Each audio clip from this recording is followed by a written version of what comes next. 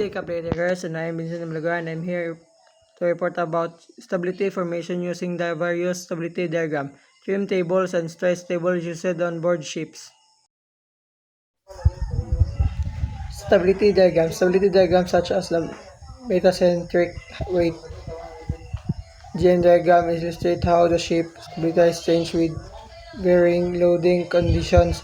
These diagrams plot the GM value against different draft, helping to determine the vessel's stability at various loading state. Possible GM indicates stability, while a negative GM suggests instability. Instability diagram metacentric height. On a ship, stability refers to as its stability to return to a upright position after being titled by wind, wave, or shifting cargo. One of the key indicators of the stability is the metacentric height (GM). GM is the distance between the center of gravity G and the metacenter M. Metacenter M, a point that helps indicate how the ship will behave when it tilts. Center of the gravity G, the point where the weight of the ship is centered. Understanding the diagram. Understanding the diagram is a GM diagram. The GM value is plotted against the ship graph. How deep the ship is sitting in the water.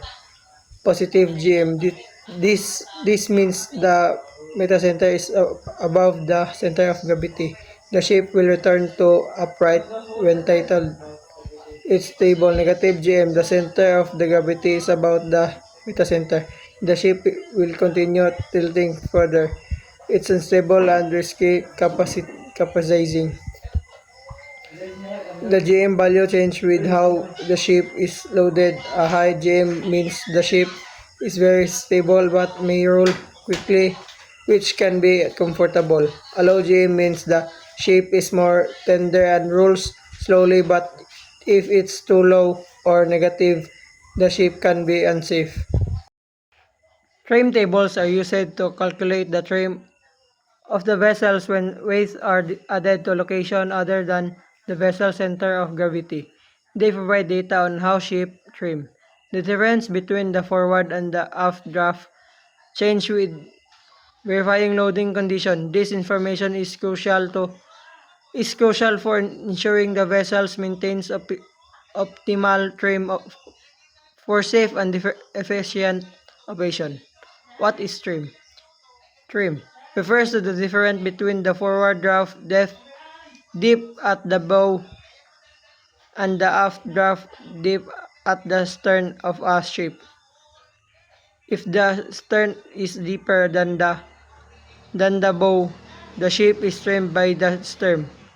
The bow is deeper, it is trimmed by the bow.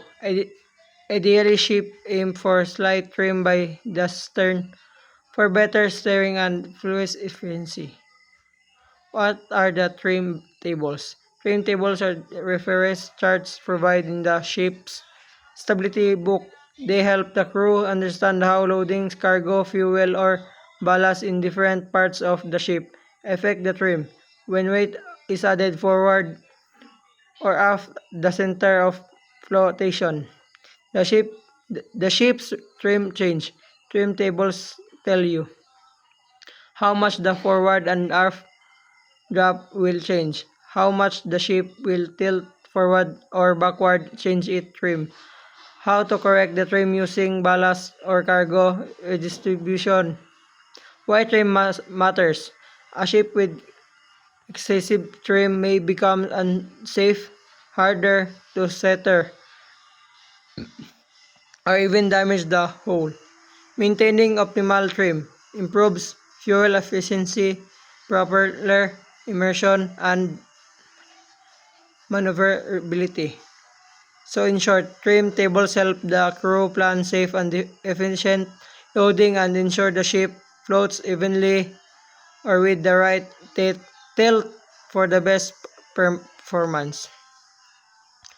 Stress table provide data on the stress experienced by the ship's structure and under various loading conditions. These tables help the assessing the structural integrity of the vessels and ensuring that it can withstand the force encountered during operation. While specific stress tables are not detailed in the provide source, they are typically included in the ship's stability booklet and are essential for the vessel's operation. What are the what are the stress table? Stress table are the part of the ship's stability booklet and provide information about the structural stress the ship experiences under different loading conditions. These stress mainly include: number 1, shear force. The force trying to cut the ship in the half due to unwavering loading. Number 2, bending moment. The force trying to bend the ship due to weight distribution and wave action. What do stress tables show?